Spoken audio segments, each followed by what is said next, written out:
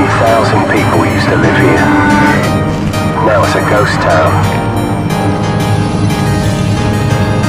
So-called leaders are restituted us to the West, destroyed our culture, our economies, our honor.